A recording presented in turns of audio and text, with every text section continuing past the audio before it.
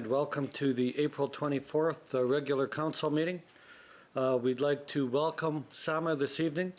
We've got Dr. Syed Rizvi and Graham Stearns and a couple of good ladies that you've brought along. Would you like to introduce, and then we'll go ahead with your presentation, please. Sure.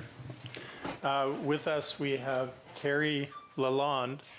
Carrie looks after a lot of the commercial high-value assessments within the city. And we have Joanne Fraser. And Joanne is where the rubber hits the road as far as assessment goes. She's here from our Weyburn office, and Joanne is working with Trina. Joanne's our primary person right now for the city of Estevan, so she's here quite often. Okay, excellent. Thank you for that, Graham. And thank you, Joanne, for all of your help that I know you and Trina work very closely together. Much appreciated. So, yeah. Graham, I guess if you would like, you can go ahead, please. Sure. So what we're here today for is, as you all know, this is the year, once in every 4 years of our assessment cycle, where we've updated our provincial values. And we are in the process across the province of rolling those values out. The meetings like this, I've been going to quite a few of them. Sam has been attending lots of meetings across the province. It's an integral part of the rollout of the new assessed values. So what we have today with Dr. Syed Rizvi and Carrie, we have some people who are technical specialists and who worked on models that we use to help value the large majority of properties within the city. So what Dr. Rizvi is going to talk to you about is the approach we use to, and the model we use to value the residential properties within the city of Estevan. We're very lucky to have Dr. Rizvi work for us. He's a very highly qualified individual, and I think he'll as a lot of very smart people do, what I think one of Syed's gifts is delivering technical information in a way that even I can understand it. So if he can do that, I'm sure you will understand it as well. Excellent. Yeah, so I'll turn the floor over to Dr. Rizvi. Okay, thanks a lot, and I will walk you through the process. At the same time, I would like to keep it very simple, but will explain you some terms in very simple words. It's a complicated process, but I will give you all the details, and I hope you will understand. But feel free to ask me any question anytime, so you can stop me in the middle of my presentation. So there should not be any issue at all. Okay, thank you for that, Doctor. Now, first of all, I'll give you an overview. The overview is we'll be using the term MRA, which you will hear many times. And this is a multiple regression analysis. This is a standard technique developed in statistics and is used all around the world. This is actually a mass appraisal approach. That means if you got quite a few sales and you'd like to do the assessment, but you don't have many sales, or if you could have many sales, but if you have a very few sales, then what you do? So here what we are trying to do is to use this MRA technique, which is well established, and this is best used for single family residence and is used by comparing the sale values of different properties. So it's actually a process which is more objective, less subjective, and requires less property characteristics. So it saves us cost and money, and it can be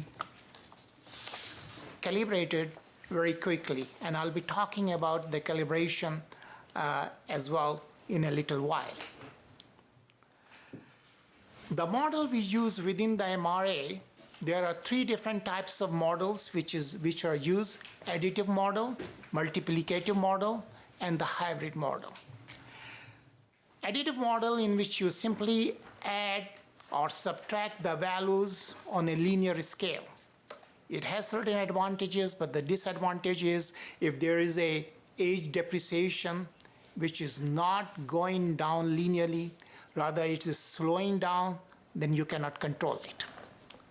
Then there is a multiplicative model where you can do a percentage adjustment.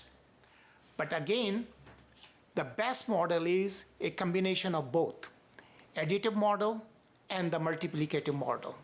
And the model we are using is called the hybrid model. Here, what we do is in this hybrid model, we got two parts. One is part we use to determine the land value, and another part we use to determine the improvement value, and the total building value is the addition of simply of these two land and improvement values. Now, for the land value, we consider the lot size, and then we adjust the land value for the neighborhood, in which neighborhood the land is, the land servicing adjustments we make, and the location factors. The location factors, like if there is a highway traffic, there is a green space, and so on.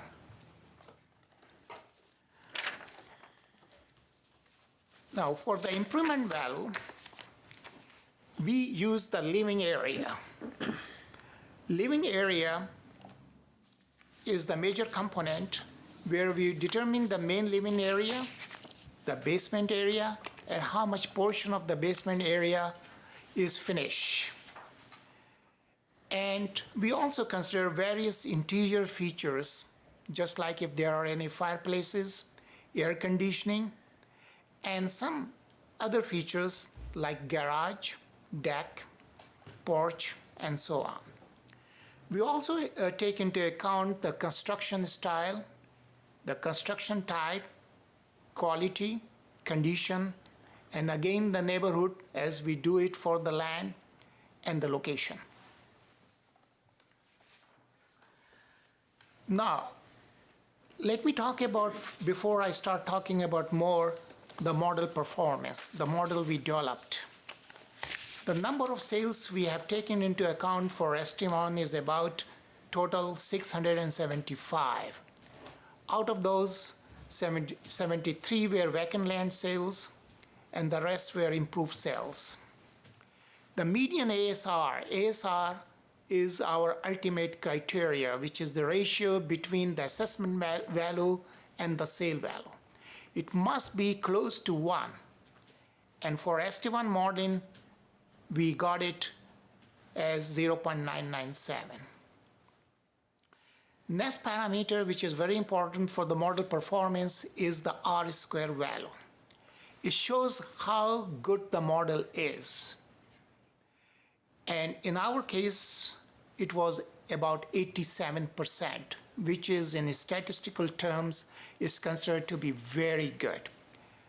Anything better than 70% is considered to be very good. But remember, if it is close to 100%, it is not considered good.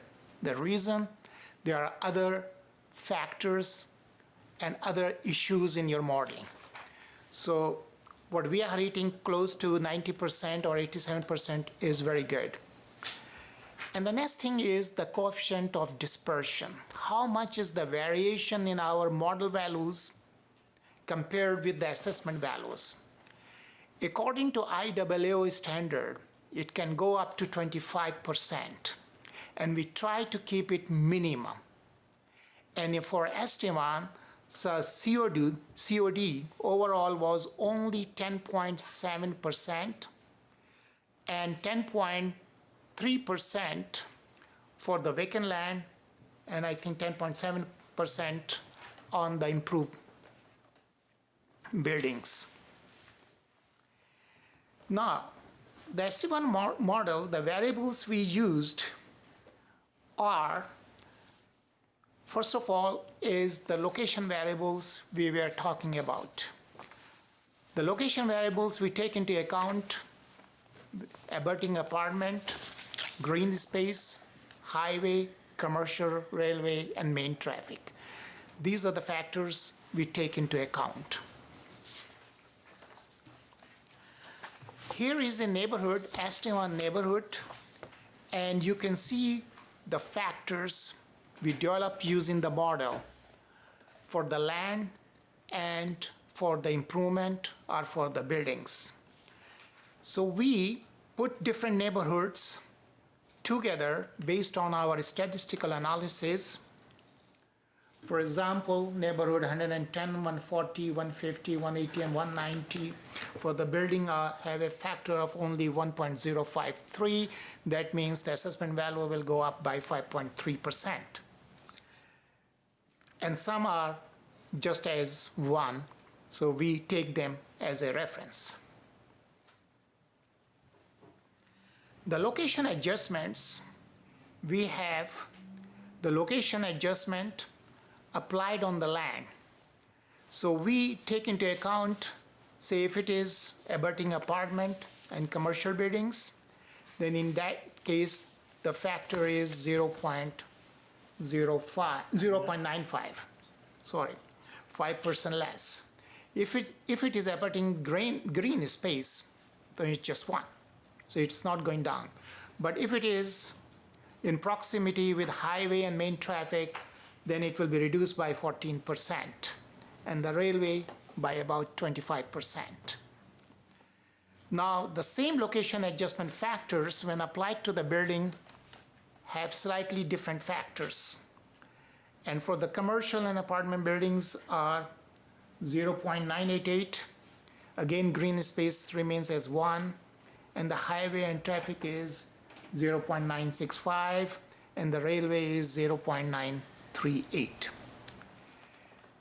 Another important adjustment we do for the land is what are the services available. If there is no service, then we have a land rate, which is the base land rate of $16 per square foot, and then we will take off $1.33 per square foot. And for the gravel street is 1.1, for the no sewer 0.7, no water 0.95, no sidewalks 0.44, no curbs 0.32.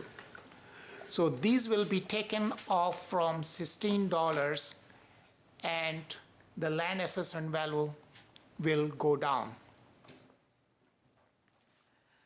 The land components we use, as I was telling you, the land value will be determined by land rate minus the land service adjustment times the standard land size. We determine that the standard land size, which we call in statistics as the median, is about 6,200 square feet. So we adjust the land rate based on 6,200 square feet times or the exponent to the land size, and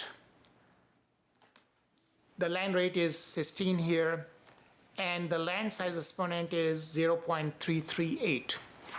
The reason we are using here as this exponent is that the values goes up and down, not very fast or not very rapidly, just to control the land values. The land size cap for this model is about 3 acres. So we apply this model up to 3 acres.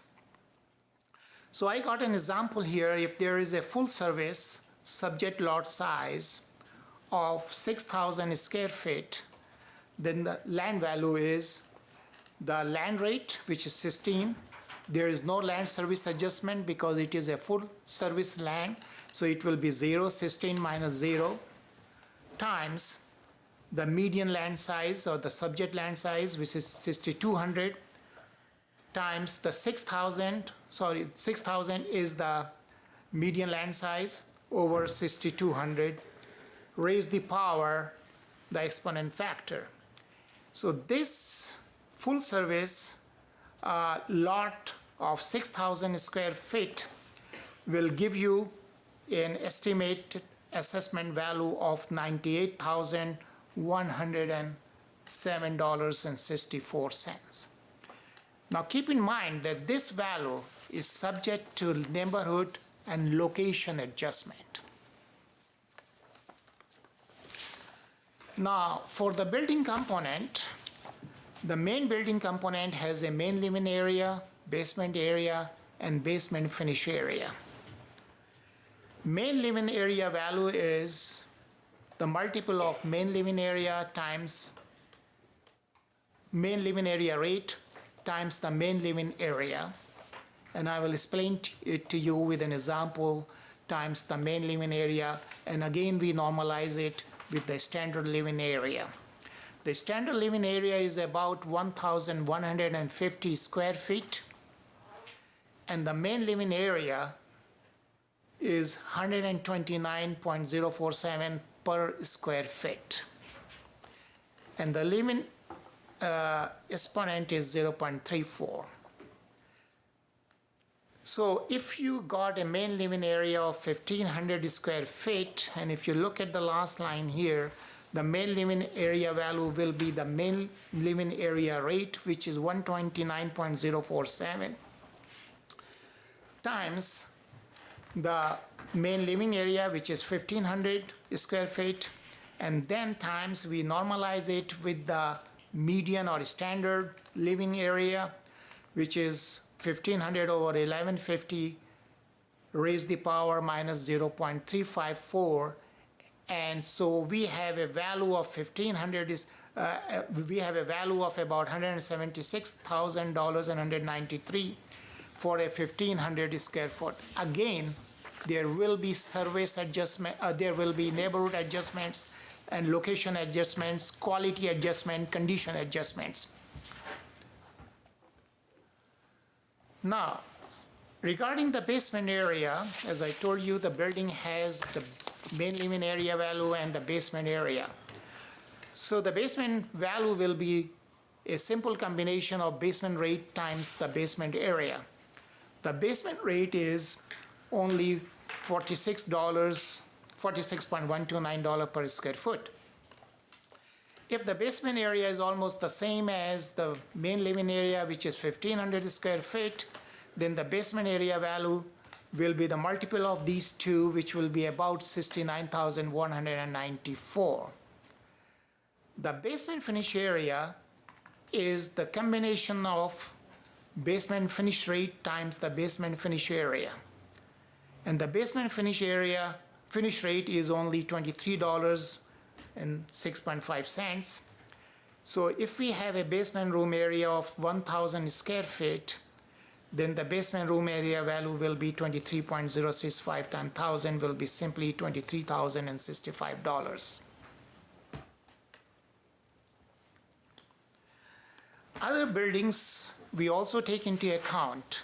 Those are garage, deck, carport, porch, patio, and shed. For a linearized garage area, if it is greater than 484 square feet, then the garage rate is 40.746.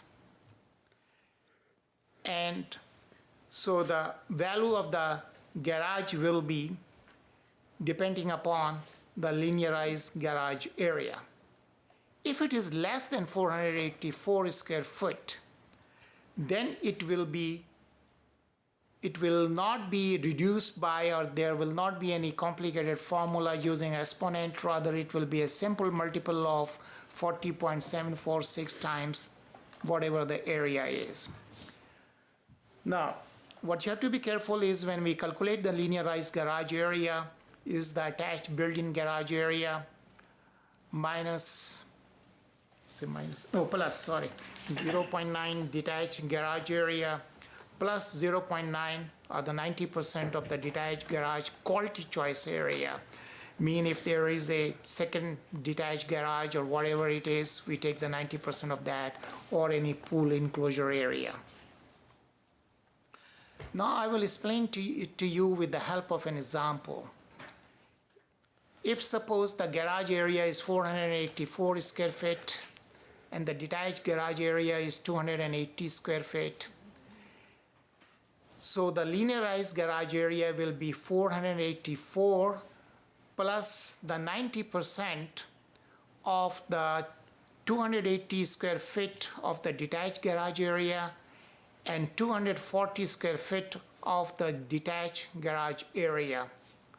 So it will be a total of about 952 square feet, which will be multiplied with the garage rate and then will be raised to an exponent of minus 0.18, will give me a value of $34,343.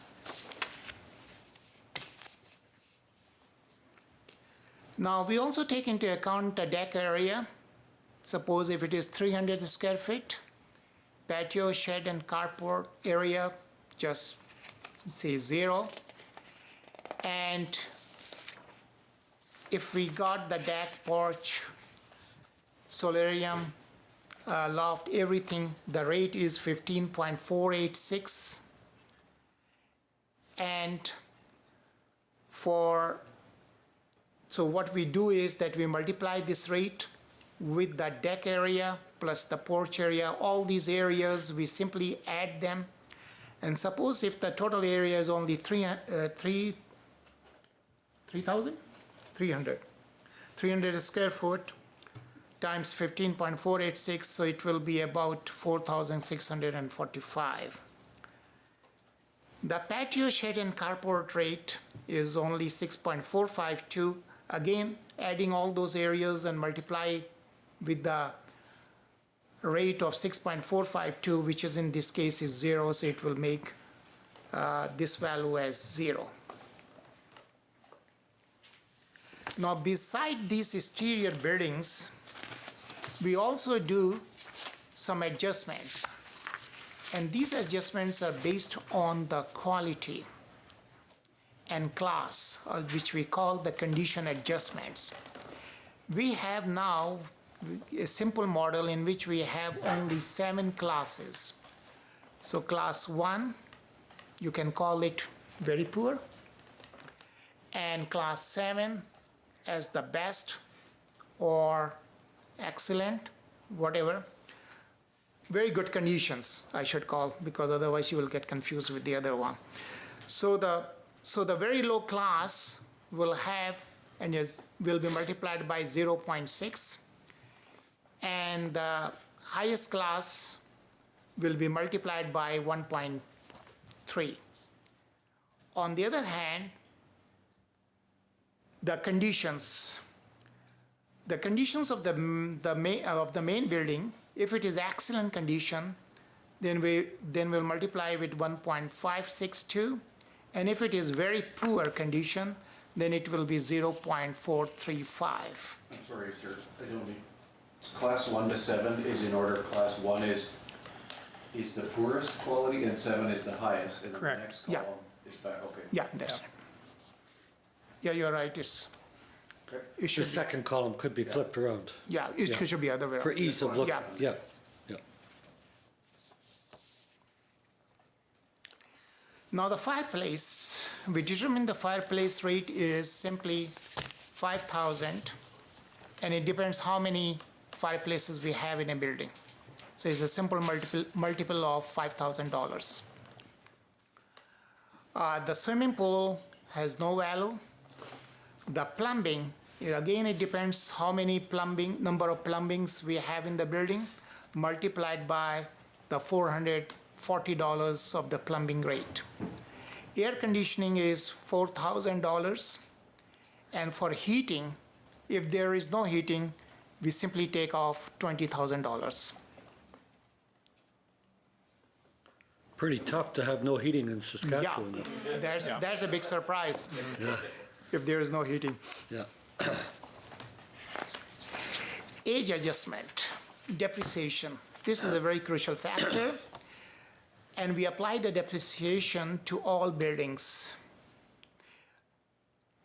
All building components, including the main building, other buildings, and any building features. Now, we got two different formulas to apply the depreciation.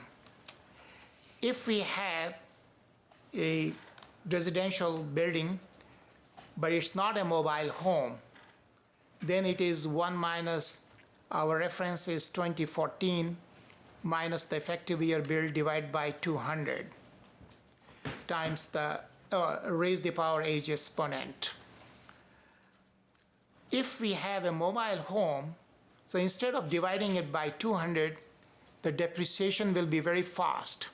So it will be divided by 80, and the age exponent, if you compare for both, for all other buildings other than mobile homes, is 0.89. For the mobile home is very fast, which is 1.442. I give you an example here, an OFD with the effective year build of 1990.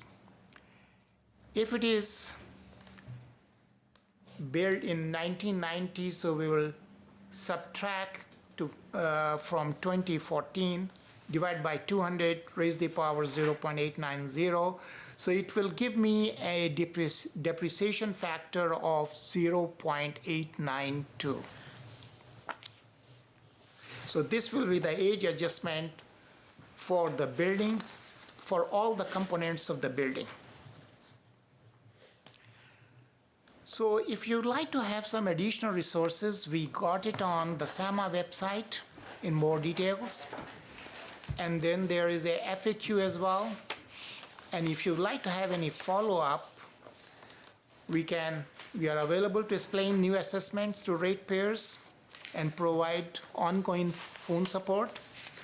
And we have regional 1-800 numbers. And we are here to, if you have any questions, to explain it to you. Okay, thank you very much, Dr. Syed. Very well done. Thank you. Do we have any questions from members of council? Go ahead, Councillor Hopper. Thank you, Your Worship, and thanks for that. I'm not 100% sure what my question is. My trouble is, trying to explain this to our ratepayers, other than just say, here's Sam's number, give them a call. But, Yeah. and you've done a good job explaining how the assessment was arrived at this year. What we're noticing is we have such a wide range of implications and across the city. So for example, when we look at this to try and get a cross-section of the city, we take a look at all the councillors and some administrators' houses, because we all live in different areas of the city in different class. Some of us live in modest houses, other more wealthy, like the mayor, live in an upscale house. And anyway, we try and do it this way. And what we're finding is such a cross-section of some going up drastically, which of course drives the taxes up drastically, and some actually going down to the point where their tax bill on a year like this, where there's going to be a reasonably tax increase, actually potentially going down. And so the question from the ratepayer is, what changed from this assessment to last assessment? And you've talked a little bit about that, but the simple answer, is it that their property class changed, that their condition changed in comparison to the others? Or I guess what I'm struggling with is, how do you explain this to the average ratepayer? Such a huge fluctuation that we're seeing in this assessment, greater than past reassessments, I would say. Yeah, so thanks for the question, Councillor Hoffert. As Syed did mention, one of the things we're doing right now is handling calls from residents of Estevan and any other municipality in the southeast with their roll open. What we generally do, and what helps us explain this method of assessment, the statistics kind of wash away a little bit, and we focus on explaining to people, go through all of the additives and the characteristics of their property to make sure that the information that we have that determines value is correct. And there is so many sales that sometimes if someone does come forward and their property just doesn't seem right, it's often because one of those things, there's some variation, there's some variance between what we've had on our assessment information and perhaps what they have. But even if everything is correct, they do understand that here are the things that add value. So we tend to stray away from the statistical end of it. No offense, Dr. Rizvi. I took statistics in university, and yeah, I stuck with me till the final was over, and I think I lost quite a bit of it after that. But what that has done is really created a model based on, you saw the large number of sales, that it's fairly accurate. It's very accurate, as Dr. Syed said. And that's why if something stands out as anomaly, we'd like to check that out. So the other aspect to that is a shift between revaluations between base dates. And there may be some situations where that has happened because we have changed the number of classifications. We've reduced the number of classifications we use for houses. Sometimes there's an anomaly where something maybe went down a class lower in our adjustments than it should have. But overall, I think we have fairly good luck at explaining the assessments, and with the difference one revaluation to the next, we really do just report that. Like sometimes variations are substantiated by large numbers of sales, and we don't go back and ask why so much. It's just the sales evidence indicates this. One other aspect I want to touch on in this portion of the council meeting goes hand in hand with this revaluation. It is to do a residential reinspection on, we're hoping to commence that later this spring, early summer. And what that does, it verifies some of those key factors that Dr. Rizvi mentioned. The classification, there may be the odd one that just isn't in the appropriate classification. And the condition, so just verifying condition on properties. And then some of those components, we don't have to measure swimming pools, they don't add value. But some of these other conditions like decks and outbuildings, in a large city, you'd be amazed at the things that are built without a permit or removed without a permit. So once we have all those things inspected, a few of those anomalies will disappear, and we will recalibrate the model again, and it will be even more accurate than it is now. Okay, thank you for that, Graham. And yeah, you went from what, 36 guidelines to 7, something like that? Yeah, we really reduced it So I guess first blush, you'd wonder how the accuracy, how you could maintain that by doing that, but it would appear that you feel pretty comfortable that it's there. Yeah. And we are doing a mass appraisal. I see the council reducing a lot the paper you use. I see that Yes. in lots of councils. And the one thing, we're going to more of a system of using handheld technology out in the field and using less paper. And you would be amazed at how much more efficient the programming is for 7 classifications than 30 some classifications. Good, that's quite interesting. Yeah. Okay, thank you, Graham. Councillor Vroba, you had a question?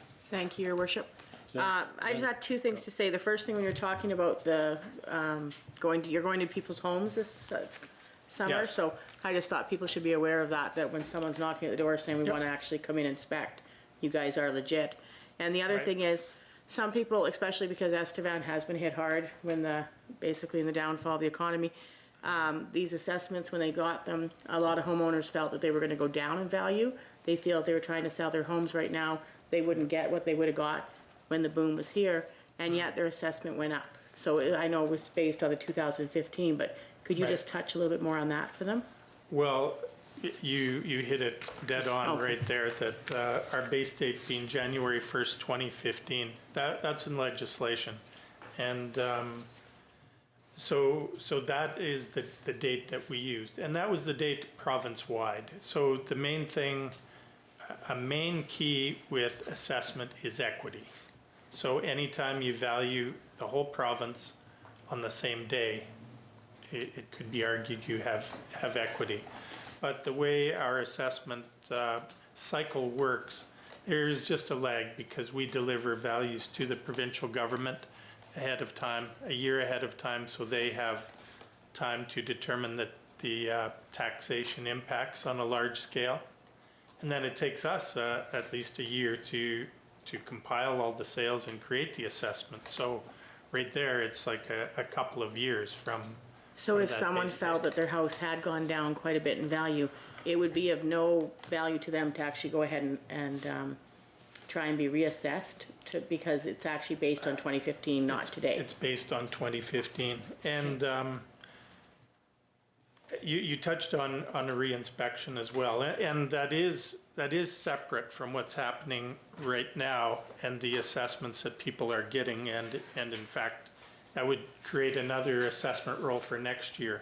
But it does go hand in hand, and we will be, there will be quite a bit of consultation, and we'll work with administration and council really to get the most appropriate level of communication. And it's not like the old days where we had to go in and count bathrooms and things like that. It's we you know, for personal safety for your residents and for our appraisers, frankly, we don't get into as many houses as perhaps we did. There's some, we'll do mail outs, and we'll there is some, of course, like the biggest, most expensive houses that have a huge assessment impact. We'll perhaps want to make extra effort to get into those. But in general, people know when we're here fairly quickly, and we'll work with council to reinforce that even more. Perfect, thank you. Welcome. Okay, thank you, Councillor Moore. Thank you, Your Worship. To Graham, I'm not sure how many classifications there are in cold storage buildings, but I have one, and since I put it up in 1986, I continue to have some kind of problem with the taxation on this particular building. I find out now that the taxes last year were $2,192.58. This year, they're going to be $4,658.98. I can assure you that if I raise my rent to offset these taxes, these people will move out. Mm-hmm. I would like to know what has changed in 4 years to take that building, that nothing's changed in the building. Right. There is no services, there's no water, there's no sewer, there's no sidewalks, there's no curbs. It's a gravel lot. Mm-hmm. For that to go more than double. And if that's what we're setting for the rest of the city, and I noticed by just comparing our own, as Councillor Hofford talks about, there seems to be such an array of difference that it almost looks like there was a game of darts thrown, and whoever landed on whatever got charged for what happened. I'm not real pleased with this. Right. We're talking about a 40 by 80 building sitting on a piece of land to store equipment. I can't imagine what's going to happen before the summer's out from other people that got many of these buildings. Mm-hmm. And so I agree, you're going to get some phone calls. But having said that, I've already done the appeals thing. Okay. And it was pretty much a waste of time. Mm-hmm. I hope that there's been some consideration on how that approach works, because when you're talking a couple $100, that's not a big deal. You walk out and say, well, so be it. I guess the rest of them got the same message that I got. But this time when it doubles, there's got to be something totally gone wrong here. on a building of that size, it is really, what is it? I mean, so if you could answer some of what I've just asked, I'd be interested in knowing what you have to say. I know there is a follow-up session shortly, I think, with council. That's correct. After the open session, Graham. Right. Yeah. We do have Carrie Lalonde here who she's our specialist in this type of building, and she could talk about it a little more specifically there. But the one thing that this revaluation did reflect with that base date of January 1st, 2015, it reflects the valuation change from 2011, 12, 13, and 14. And what that corresponded to in the commercial market corresponded to rental rates increasing substantially, and then sales of such property increasing in a manner that we feel evidence indicated that it did support the values that we have in place. The appeal process, it remains the same in that you challenge your property, and if you have an issue with the property valuation, and that's what we stick with, is valuation, because the tax-wise, every municipality is different. The same value property could have significantly different taxes on one municipality to the next. So we stick with the valuation end and make sure we have the information correct, which I hope we did before with your property. And then it's a matter of supporting the valuation evidence that we do have. And that period of time, what it does reflect is a big valuation change in the marketplace. Maybe for that particular length of time that it was happening, but I'm thinking there should have been some adjustments for what's happened at this point in our Yeah. career. So I just can't fathom how it can double in that short of time, and how the assessment. I mean, you've done a good job explaining how you put it together, but I just I'll be very interested to see what happens here, because I'm sure we are going to get a lot of inquiries about. Well, the supportive value process, that's our job, and we will definitely provide support to administration when people such as yourself, the situation you described. Hopefully you will call someone at our office, and we will work through it with you. If you, in the end, it does come to us having to support that value, and we think we have the evidence that will support that value. And on occasion where we discover that we don't, we will change that value, Okay. or where there's an error made. Going by the chart from excellent to poor, it almost suggests to the public that if you don't look after your place, you will pay less taxes. I mean, it's not a good message, because that's the rate it shows. So because we that look after our place and keep it nice are almost penalized for doing so. I mean, Right. that's my feeling about it. If you look after it, you're going to pay more because you look after it. So, but I thank you for your answer, and I for sure will be making an appeal to see where we settled out at. So thanks. Thanks, your work. Okay, thank you, Councillor Moore. Councillor Hofford, you had a question? Yeah, I did. We have the regional airport here that's in another taxing jurisdiction, but at the meeting the other night, there was quite a bit of concern with the taxing out there, and the question, my understanding from that meeting was all of the hangars that the recreational pilots have are taxed as commercial, and I guess I wanted to make sure that that their information is accurate, and if so, how do you arrive at that commercial assessment on something that is clearly not commercial? Well, we work with administration, with municipalities to arrive at an initial tax class on a property. And perhaps as you remember from the municipal days, that in the end, the tax class responsibility does fall to local administration.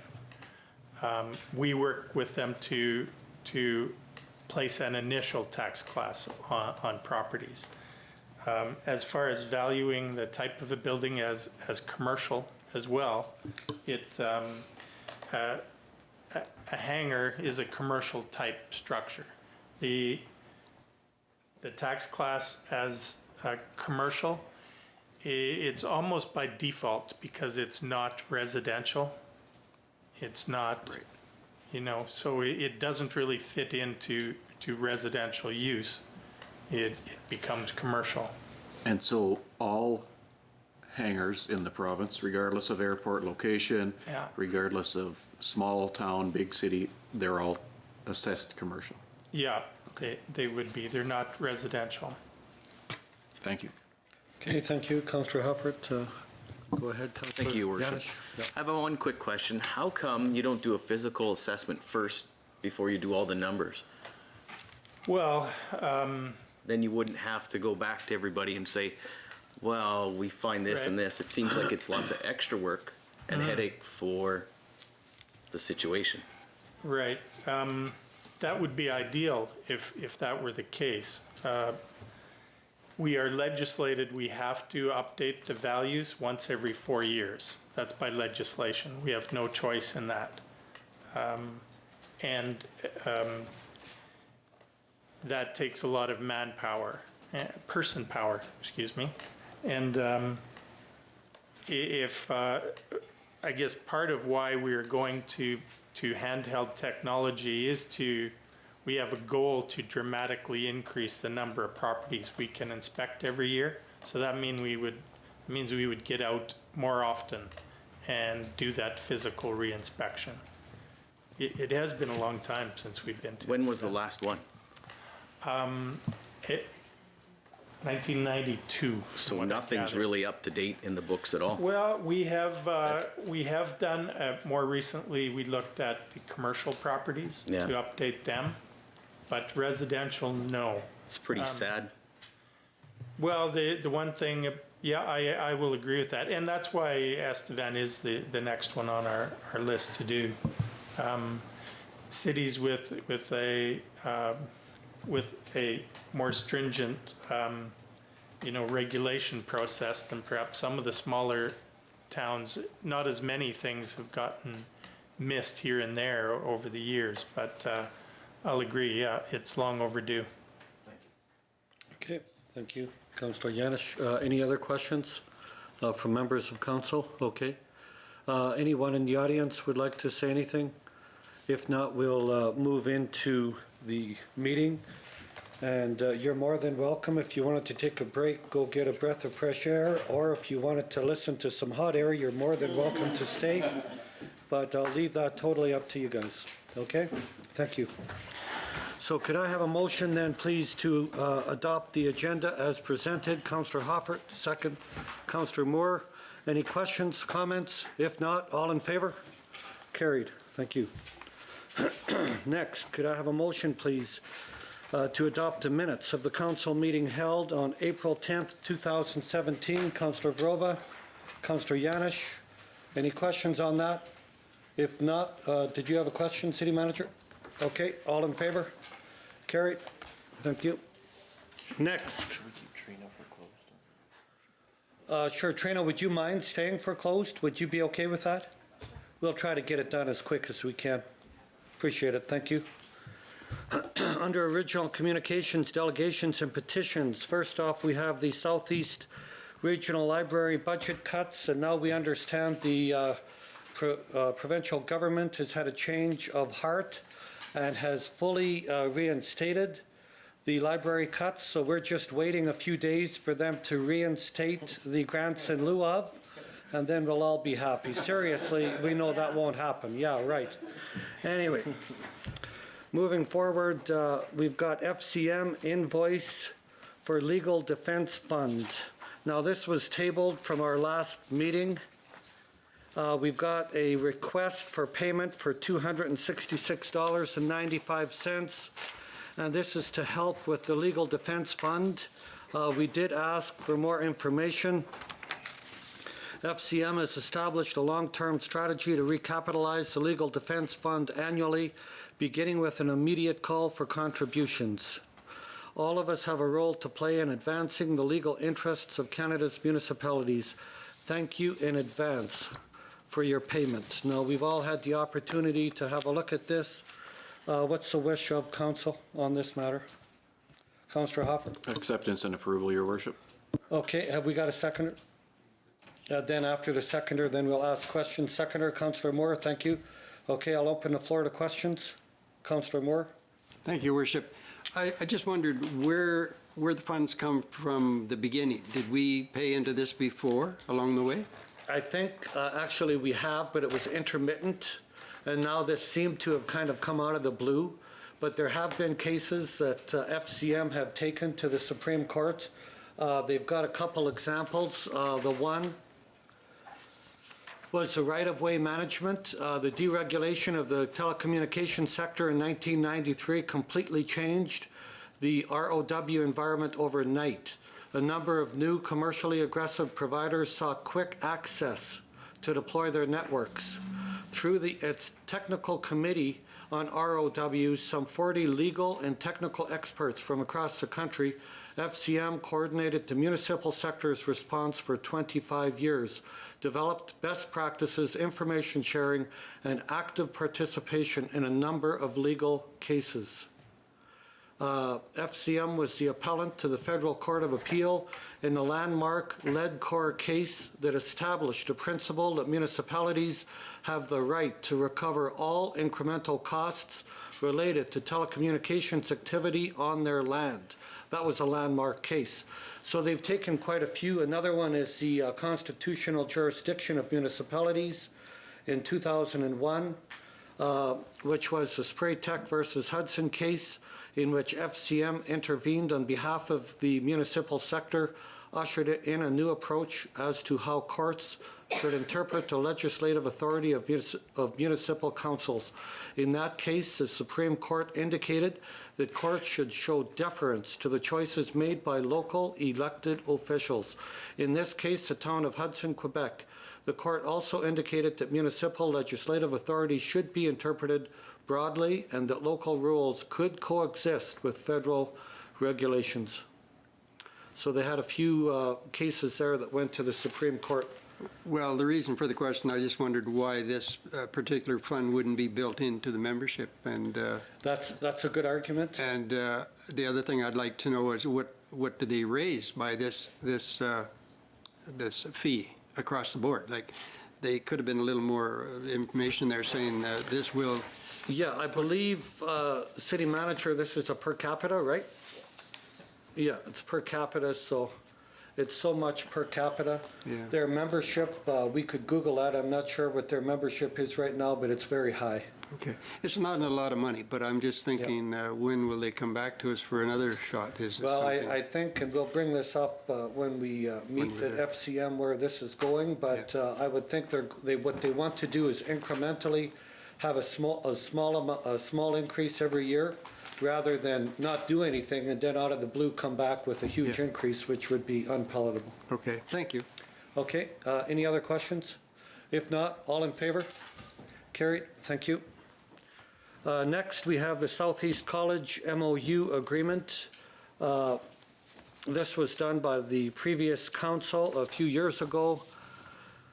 We signed a memorandum of understanding that was to address the affordable housing issues in the city.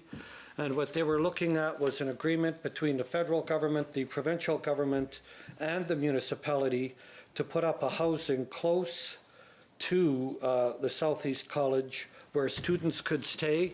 And then if they had room, where people could stay that were working within the city at different companies. They went to some of the larger employees or employers, and they looked for them to rent like pieces of this building, because the rental was to the point, that was when we had below 0.5 vacancy. So what they're asking right now is an extension for a couple of years. I would seriously doubt that we would use it, but at the same time, I guess their request is that if we do have another oil boom and it gets to this point again, it may be helpful for all of us if we can reach agreement between the feds and the province, because it all kind of hinged on them helping out as well. Councillor Hoffer?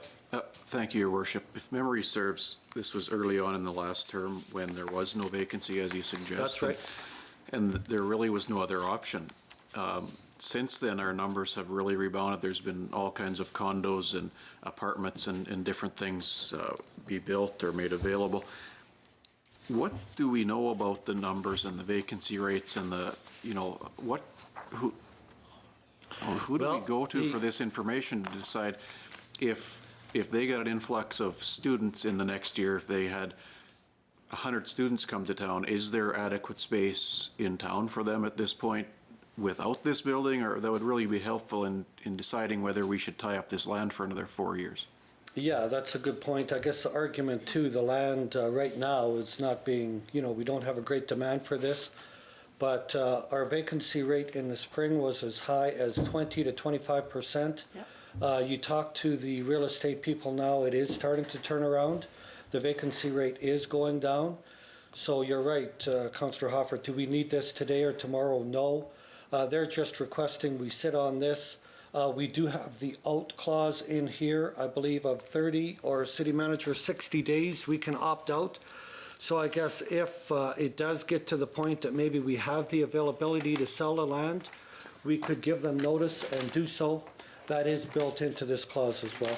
Or could we internally, you know, there's a few lots in that area for sale that we have for sale yet. Could we internally keep that as one of our last lots? And as you say, I don't think they're knocking the door down trying to buy these lots at the present time, so it may very well be available then, but you just wonder of A, the necessity, and B, will this project ever be brought up again? Oh, it might not be brought up again. Councillor Hofford, I guess what the college is looking at, this is a bit of a safety net in case things do get really busy. And we would have the opt-out clause if we do choose to sell. We would have to give them the proper notice and basically let them know that we're not interested in this anymore, if that's council's wish. So that's where they're coming from on this. And as you know, we do have a relationship with the college. We're working together with them on bursaries. We're also looking at city manager working again possibly this year with heavy equipment on some of this property where we supply the land.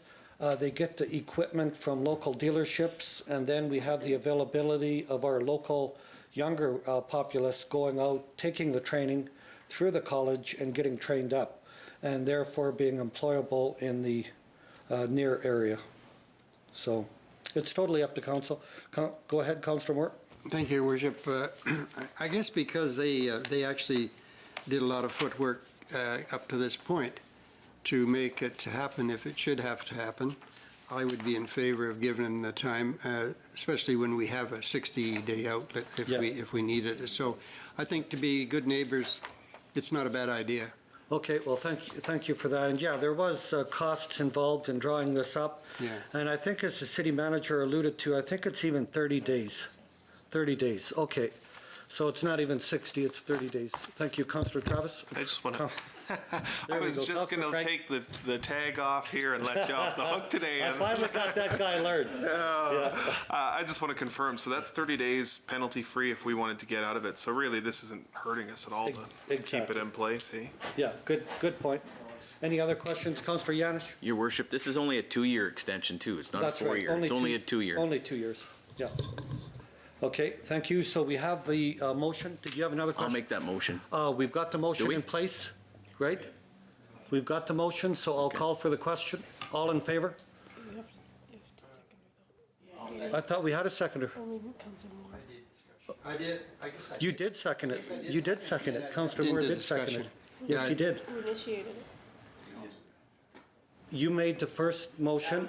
That was the last one. We didn't have one of this yet. No, we had a first and second, I thought. I was positive we did. Did we want to replay because you had said to have, no, you had said, Councillor Moore, to have discussion, I'll second it. Because you Yeah, can't have discussion unless you have the motion. That's, you So said you- that. Yeah. Okay. So I said I So would we don't second have it. to replay the tape, thank you. Okay, I'll call the question. All in favor? Carried, thank you. Look both ways. Yes, look both ways. Thank you for that. Okay, next, under original communications, delegations, and petitions, we have the NAV Canada leasing agreement at the Estevan Airport. So we've got the amending agreement to the license for licensed civil air navigation. We've got our chairman here.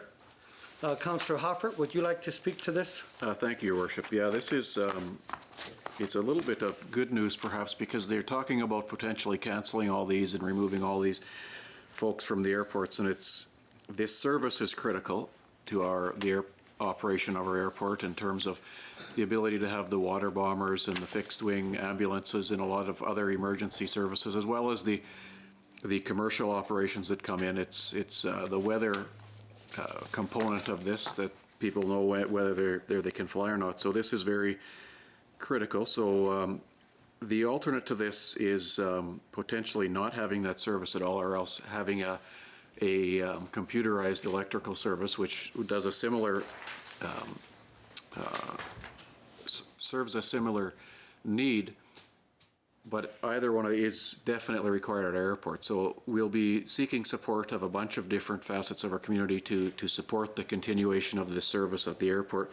But for now, this is a good step forward in that they're interested in having this lease for another few years. Exactly. So we are getting an increase on the lease. The manpower will stay in place, one person for now. Yeah. But when and if that is reduced, and through the city clerk's offices, I've already wrote the letter recommending that if and when that manpower requirement is reduced, we go to the higher level. Yes. Electrical backup, Yeah. so that our planes don't suffer as far as their landing and takeoffs. They can still do the same. Absolutely. It won't be negatively impacted. So that is important. So at this point, with the issue before us, I'd be happy to recommend approval, acceptance and approval of the lease as presented. And I'd like to make that motion. Okay, thank you for that. Seconded. Thank you. Councillor Vroba, any further discussion? And thank you, City Clerk. I believe you were involved in upping the rate that we got, so thank you for that. All in favor? Carried. We've got many duties for our City Clerk.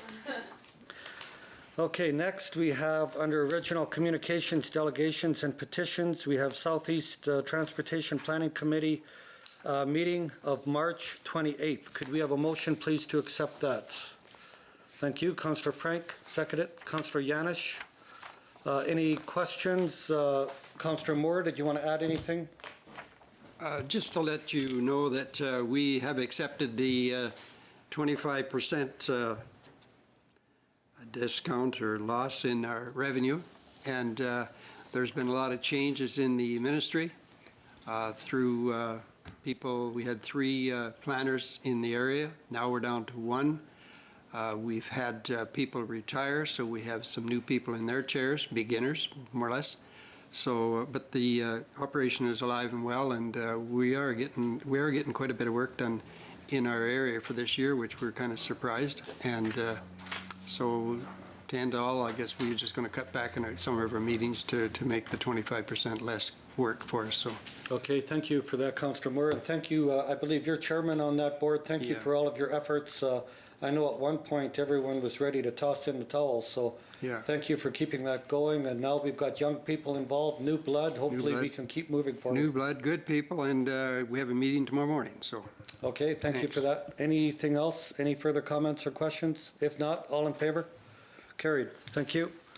Next, under Original Communications, Delegations and Petitions, we have the Estevan Bruins Community Events Permit Celebrity Dinner coming up on May 3rd. That's always a fantastic time.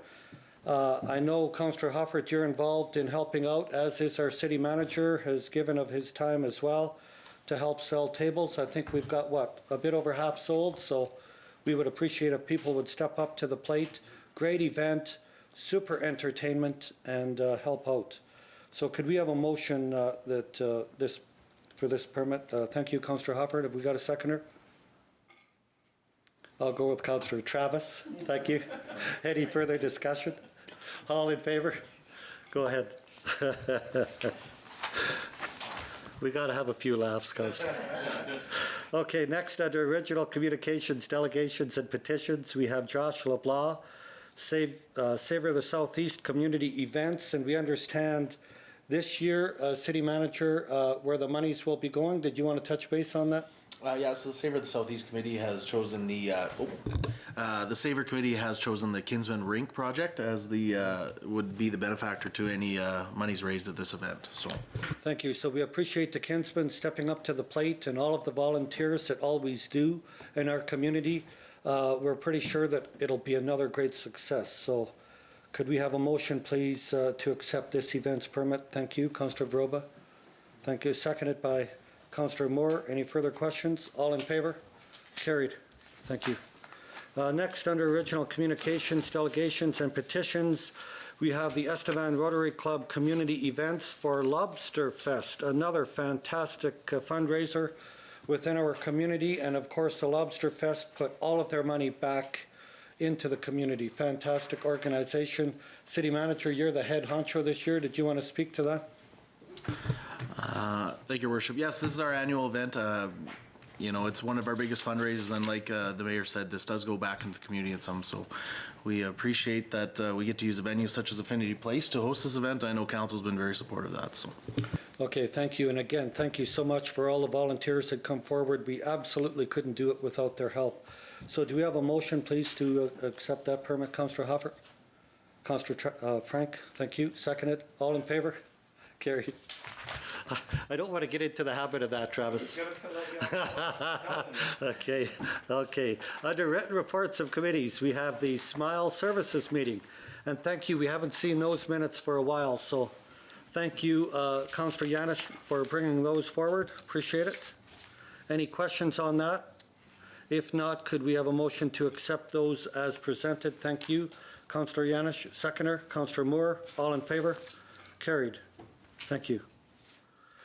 Executive reports. First off, we have the City Manager budget consideration and taxation effects. City Manager, would you mind going forward with that? Thank you, Your Worship. So as was discussed in the previous two council meetings, council needs to make a recommendation on exactly how we want to move forward in regards to the decrease in provincial funding. So there has been some informal discussion, but here's the formal recommendation. Our initial proposed tax increase was 3%. That provide the city with additional $440,000. An 8% tax increase would provide $1.1 million. So I believe the initial discussion from council was to find efficiencies internally. I know we're looking at some vacancies, not filling those, and some other items. So there is a recommendation that an 8% tax increase of $1.1 million will provide fill the gap left by the funding from the province and still let us proceed with most of the things that the city needs moving forward. Okay, thank you, City Manager. Yes, we've already done some $240,000 in cuts. We're looking at more through attrition. We've already did away with the managerial position at the Leisure Centre. So City Manager and all of Council are continually looking at, as well as all of our managers, at efficiencies, and I'd like to thank them for that. And with all of this, unfortunately, with the grants in lieu and the fact that we have $250,000 less this year from our revenue sharing from the government, this will make up that shortfall. So what's the wish of Council on this? Councillor Vroba? Thank you, Your Worship. I just wanted to say that, like, when we looked at this, when we got hit with the grants in lieu being taken away, that was really hard, especially for myself being new and some of the other new council members. We thought we were at 3%. We thought we had this hammered out, and then we had to go back. And we had a lot of discussion on this, and I think the recommendation, without moving back, instead of moving the city forward, that was the only way we were going to go without having a higher tax increase this year. And unfortunately, it's the year of the reassessment, so it's not going to be a great tax year for some, and I just think it's just something we have to do to continue moving forward without letting this grant in lieu completely wreck our budget. Okay, thank you for that, Councillor Vroba. Councillor Hoffert, did you have some? Yeah, I think it's important to mention, Your Worship, and we have talked about this in the past, and you've done a good job explaining it, but this is not a one-time, let's figure it out for this year and then we'll be okay next year. This is basically setting the new baseline for taxes, because this is going to be an ongoing thing. In fact, it's going to be even more, the implications are going to be greater next year. So as Councillor Veroba said, you know, we thought we had the budget hammered out. We thought we had our increases in place with a modest increase because we've set up the last several years getting us to the point where we needed to be in terms of having the proper revenue to afford everything we're doing and what's needed in the city. This is, the tax notices, it's important to, very important to know that they're far beyond, in many instances, or in great extent, the abilities of council to control. We have the SAMA reassessment that we heard of on this that is having really huge effects on a lot of tax positions in the city, as Councillor Moore explained in his example. We have a school division tax increase that's coming that is in the neighborhood of 10%. We have the provincial revenue sharing cuts, the grants in lieu cuts. We did give direction to our management team to find some efficiencies within, and they've done a great job of doing that initially.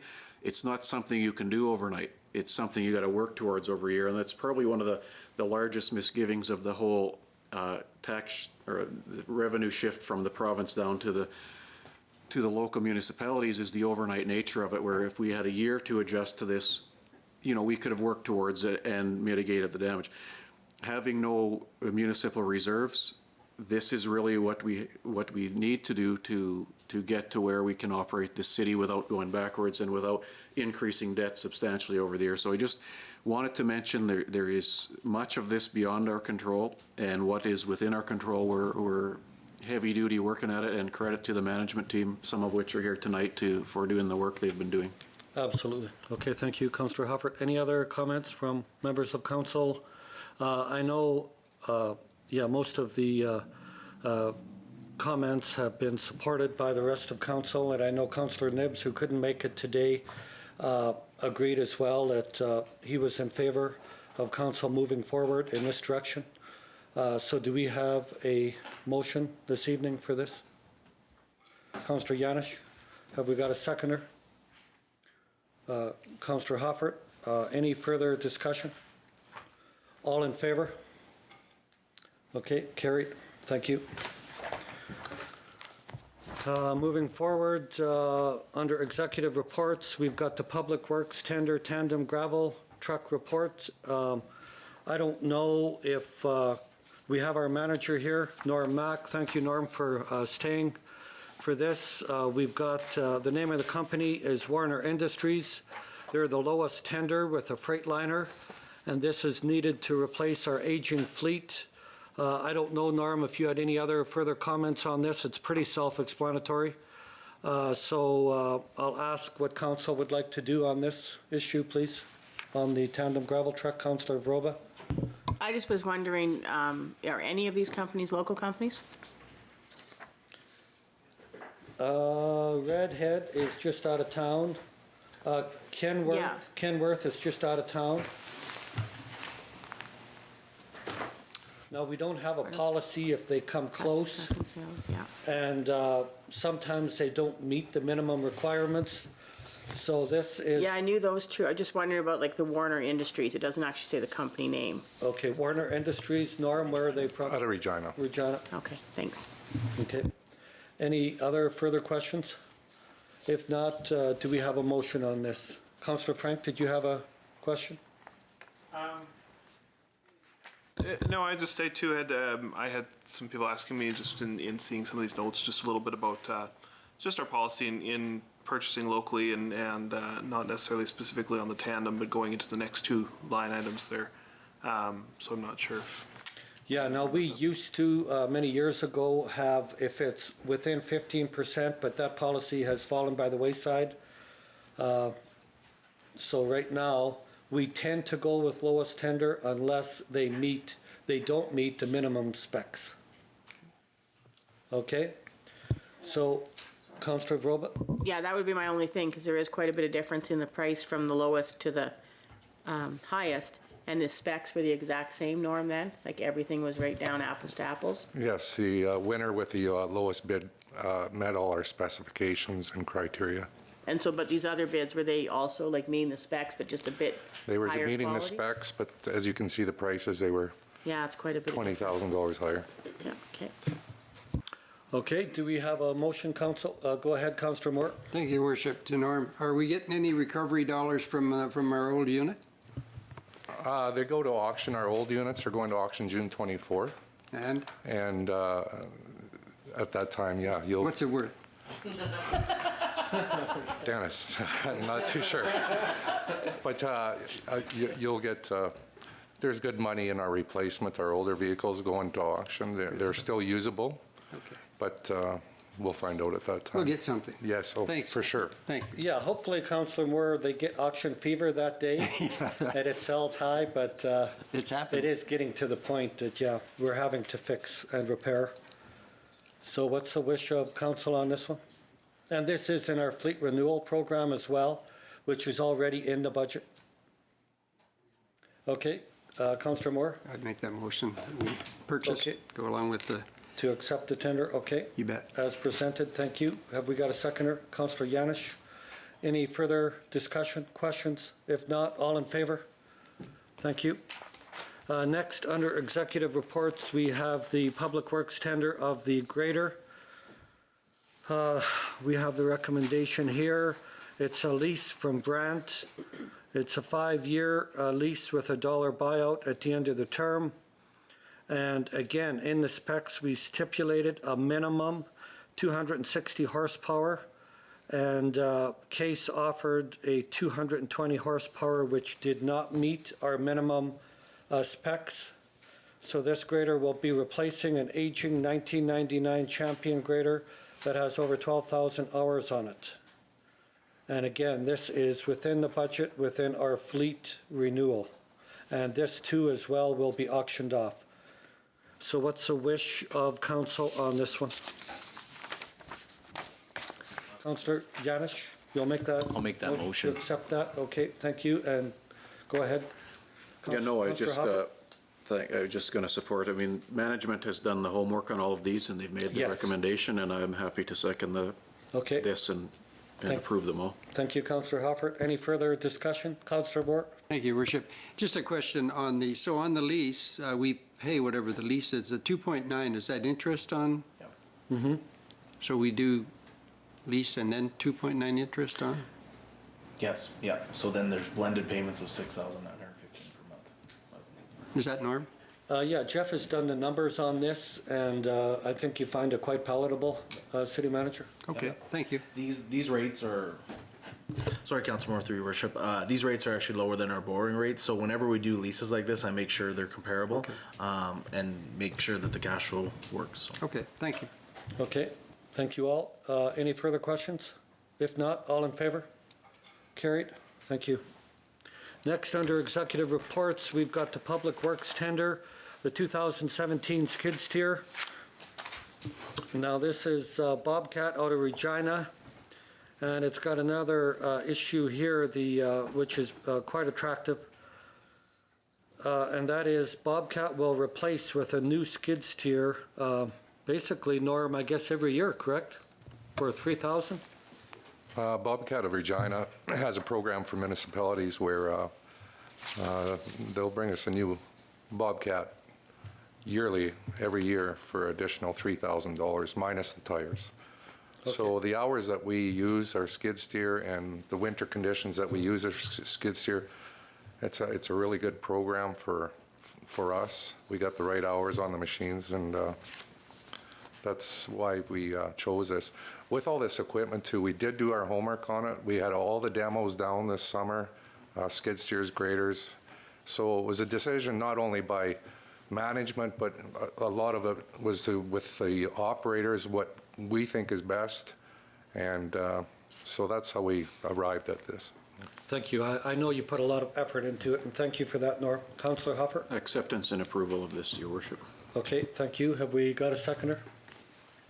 Councillor Frank, thank you. Any further questions? If not, all in favor? Carried. Thank you. Next, under executive reports, we have the fire report for March of 17. We had 6 false alarms, 5 motor vehicle accidents, 2 gas leak, carbon monoxide alarms, 7 fire alarms, 0 fuel leaks, and 5 training sessions. So could we have a motion, please, to adopt the fire report for March of 17? Thank you, Councillor Vroba, seconded. Councillor Moore, questions, comments? All in favor? Carried. Thank you. Next, we have from Land Development, a request for a condo conversion of 801 4th Street, LDR 8-2017. We've received an application for a condominium conversion for an existing fourplex at the above noted address. The existing parking will be titled to owners as per the Condominium Property Act of 1993. The yard and landscaping will be used as common property for the units. The property is currently zoned commercial service C2 and is a discretionary use in this zone. The use has been approved under development permit number 25-12. 8 parking stalls are located on this site for the existing units. Existing services are in place for the units. It will be the owner's responsibility to transfer any services as needed for the new titles. The existing development is directly adjacent, single-family use to the north, east, and west. Directly across the street to the south is a Co-op grocery store. The area in general is zoned commercial and is slow developing. More intensive uses, i.e. multifamily and service-based businesses along 4th Street. The development is currently subject to a rental construction incentive that we had under the Can-Do program. It was developed and approved in 2014 for tax exemption for a period of 5 years. 2 years remain. The current owner will need to enter into an agreement for the units to remain as rental units or forfeit the tax exemption. As of October 16, as we talked about earlier, Estevan did have a rental rate of 25%, 473 units total in the city, because at one time we said we would not allow these conversions if we had 0.5% vacancy rate or less. But of course, that's not the case anymore. So at this time, conversion of these rental units to condominiums will not place undue stress on the rental market. Recommendations: since the land use has already been approved under a development permit, the proposal to convert the units into a condominium will only signify a change of the ownership structure. This proposal will have no physical impact on the site or surrounding properties. Some consideration does need to be made in the term of the Can-Do program. However, should the owner enter into an agreement to maintain the units as rental, there should be no issue. As such, it is the opinion of this development that the City Council should move a resolution approving the proposed condominium conversion. So what's the wish of council on this? Councillor Hoffer? Just a question, Your Worship, of City Clerk or City Manager. When the Can-Do program is no longer in effect, but it was when this apartment was first built. That's correct. Then was the Can-Do program available to, if this would have been a condo then, would it have been available, or was it just apartments then, or what can you tell me about that? Back then, I believe it was apartments. Yes, thank you, Worship Council Offord. Yes, even if it was a condo, if they were renting it out and were committed to renting out for 5 years, they were being allowed the Can-Do program. So if this development commits to continuing to rent it out for the duration of the agreement, then we would be okay with it. However, if they sold it and the person moved in and it wasn't, or that person didn't rent it out to another party, then the Can-Do agreement would cease. Yeah. That's Okay, correct. thank you. Yep. Thank you. Any other questions? Go ahead, Councillor Frank. Sorry, just follow up on that. How, is there any recourse or any way we would find out, or like we're gonna sell this to somebody and they're gonna move into it and we're never gonna know. Is there anything we do or have done in the past to confirm that? Trina, not to toss you under the bus, but would you have any comment on that? Yeah, so typically we know what's going on for sales. So at that time, we would make it known to the lawyers that there is an agreement there for the rental construction incentive program, and then they would have to pay back on a rated amount, however long it's left. Okay, Councillor Frank, does that answer your question? Okay, thank you. So what's the wish of council on this? Do we have a motion? Thank you, Councillor Vroba. Seconded. Councillor Frank. Any further questions? All in favor? Thank you. I see you smiling, Councillor Frank. That's a good sign. Okay. Next, under introduction of bylaws, we have none this evening. And thank you, Trina, for that help on that question. Next, under public hearings and reports, we have none this evening. 4G. Oh, I'm sorry, utilities clerk, thank you. Under executive reports, tenant landlord utility account policy. City manager, would you like to maybe discuss this? You and our help downstairs, our employees downstairs have worked out this policy? Thank you, Worship. So where this came from is a few years ago, the Cities Act changed so that any unpaid utility bills could be transferred to taxes. Now, under our Freedom of Information Act, we were having issues where we couldn't release tenant information to the landlord owners. So it was becoming really problematic at tax transfer time that these people didn't know they were going to have a tax transfer. So this has become our issue. So we looked around at what other cities did. We were initially discussing putting all utility accounts in the property owners' names. We looked at other cities and that doesn't work out uniformly across all residents and commercial. So some of the policies that we've kind of reviewed indicate that what you do is you sign a letter of understanding that's in this policy that the landlord has to sign in order to have tenant accounts set up on that property, and also an information release form by the tenant so that owner copies can be sent out as well. So the responsibility really jumps to them that they have to be able to know who's in their property, whether the amount's paid, and that at any point they can come into City Hall and request that. So this should alleviate any issues moving forward.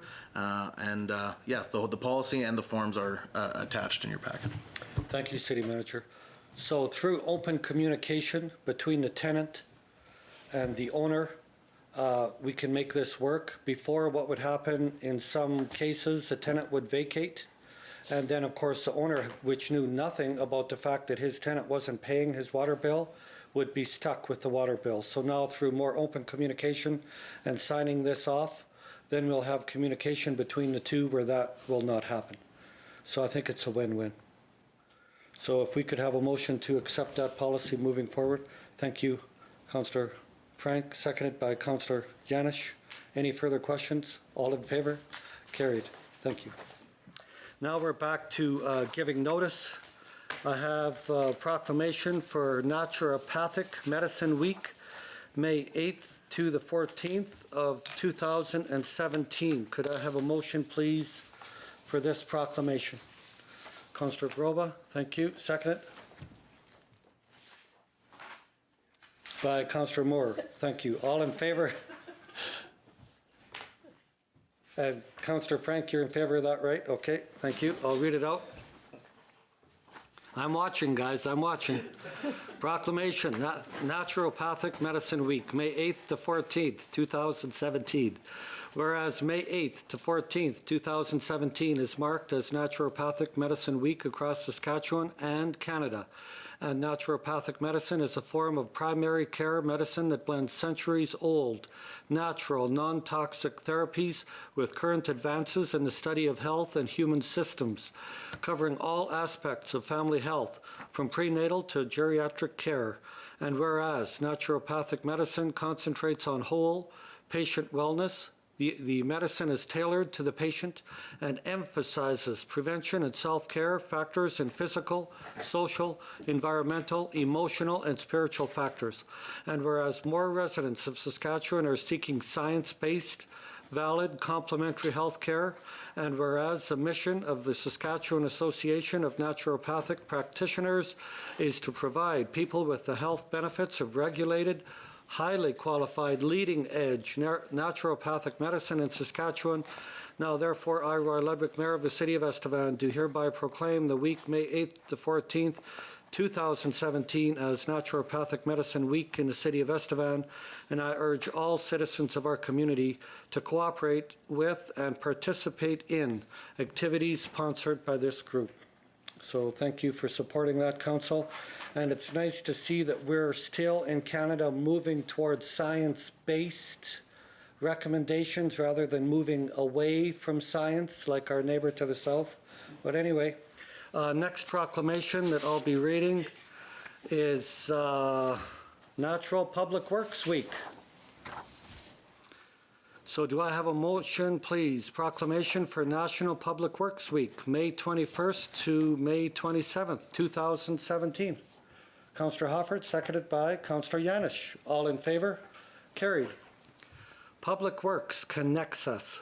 Whereas public works infrastructure, facilities, and services are of vital importance to the health, safety, and well-being of the people of this nation, and whereas such facilities and services could not be provided without the dedicated efforts of public works professionals, employees, administrators, representing federal, provincial, territory, local units of government who are responsible for and must design, build, operate, and maintain the transportation, water supply, wastewater systems, public buildings, and other structures and facilities essential to serve our citizens. And whereas it is in the public interest for the citizens and civic leaders of this country to gain knowledge of and to maintain a progressive interest in the public works needs and programs of their respective communities, therefore I, Mayor Roy Ludwig, do hereby designate the week, May 21st to 27th, 2017, as National Public Works Week. And I urge all of our people to join with representatives of governmental agencies in activities and ceremonies designed to pay tribute to our public works engineers, administrators, and to recognize the substantial contributions they have made to our national health and welfare. So we thank you so much for that. And Norm, please thank you, yourself, and all of our employees that work under you for the fantastic job that they do, and Janice and all of her people as well. So, done with that. Next we have, under giving notice, Operation Clean Sweep. I guess I don't really need a motion for this, City Clerk. It's just more notice.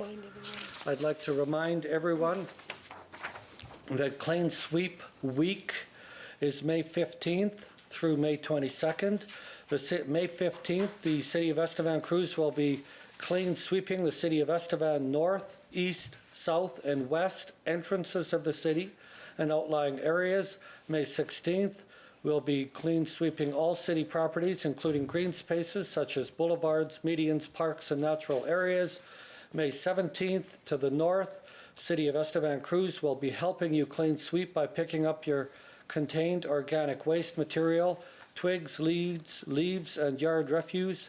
Please have it tied up or bagged. All items must be in your driveway before 8 a.m.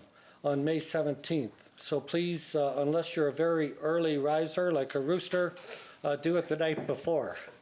Get that mopped up, and then you don't have to be angry when you wake up at 10 o'clock and the crews are already gone by. May 18th, South City of Estevan crews will be helping you clean sweep by picking up your contained organic waste again, your twigs, leaves, yard refuse. Please have it bundled or bagged. Again, must be in your driveway before 8 a.m. on the 18th. And then on May 19th and 22nd, we have free landfill weekend. Now this applies to the City of Estevan residents only. Freon appliances are not included. No hazardous waste material is included. So please, anything that's dangerously environmental, have it disposed in the proper fashion. So moving forward, motions from committee this evening, we have none. Consideration of bylaws, we have none. Inquiries. City Manager? Thank you, Worship. Just to clarify, when we were talking about the condominium, we were throwing the term around can-do and rental construction incentive. Those are two different programs. The can-do related to new construction, and we had got rid of that a few years ago. So the rental construction incentive is the only thing that applies to that property. Okay. Thank you, City Manager, for correcting that. So now back to inquiries. Councillor Hoffer. Yeah, thank you, Worship. I just wanted to mention, that was already mentioned tonight, the Bruin Sportsman Dinner on May 3rd. It's going to be a great night. Brett Wilson from Dragon's Den fame, and also the owner of the Nashville Predators, is the keynote speaker that night. So this is a great opportunity. He's a much sought after speaker that folks want to come to their community all over the country, and we were fortunate enough to attract him to Estevan. So not only for the sports fan, but for any business, entrepreneurial, young folks out there, this is a great opportunity to come and hear one of Canada's most dynamic speakers in Brett Wilson. And so really would encourage, and it's also crucially important to the Bruins' fiscal security and financial stability moving forward. So would just encourage all businesses or individual ticket holders or buyers to come out and support this event on May 3rd. Thank you. Absolutely. Thank you, Councillor Hofford, for that. It'll be a fantastic event. Go ahead, Councillor Broba. Thank you, Your Worship. I also just wanted to bring up that Regan's Disposal is sponsoring Savor the Southeast. I know it was touched on a little bit before. It's for the Kinsman Outdoor Rink, is who the funds are going to. Hender's Drugs in Estevan here, you can get your tickets for Saturday, May 13th. And I unfortunately will not be there because I'm just getting home from my vacation, but I plan, hopefully you guys all go there, have a great time, because I plan to go next year for sure.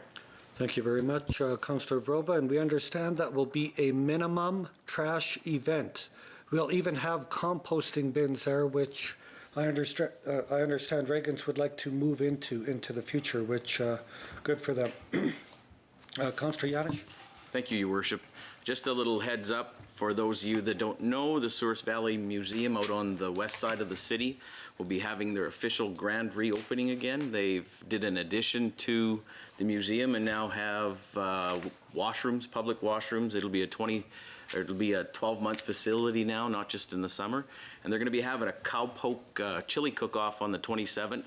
So those of you that like cooking chili and would like to compete, definitely come out and see what you can do. Thank you. Thank you very much. And the date on that again? 27th of May. 27th of May. Yeah. Thank you, Councillor Yanish. Yeah, we used to be involved with chili cook-offs, but we killed too many people, so we kind of quit that. Councillor Frank? If that doesn't give you enough to do in the month of May. On May 24th, the United Way Estevan will be holding their Day of Caring, which is an event we've held for the last 6, 7 years, 10 years, 5 years, I don't know, a long time. I've been around too long. Which is an event where we get community volunteers to come out and do lots of little projects, everything from cleaning windows to cleaning out gutters to doing much larger projects at Creighton Lodge and at the hospital and all sorts of places. So if you're interested in volunteering, to contact our office at 634-7375, or if you have a project that needs done, call them as well. Thank you so much, Councillor Frank, and a great day, and you help out so many people, you and the whole committee. It's fantastic. And the date again? May 24th is the date for that. The registration, I'm going to look at Roberta's. May 15th, thank you. Oh, May 15th is registration? Project dates have to be Yeah. Okay, that's but the actual deadline for day the- is 24th. Yeah. Thank you for clarifying that. Councillor Moore? Thank you, Your Worship. I have nothing tonight. I think the plate's full. Okay, well, thank you very much, because, yeah, we'll be going back in with our SAMA people because, of course, we have to get a clear understanding. And we will be having an open house down the road for our citizenry, so they can not only ask our people all of the questions, but they can come and ask SAMA themselves, so that'll be helpful. So do we have a motion, please, to move into committee? Councillor Hoffert, seconded by Councillor Broba. All in favor? Thank you so much, and good night. Stand closed.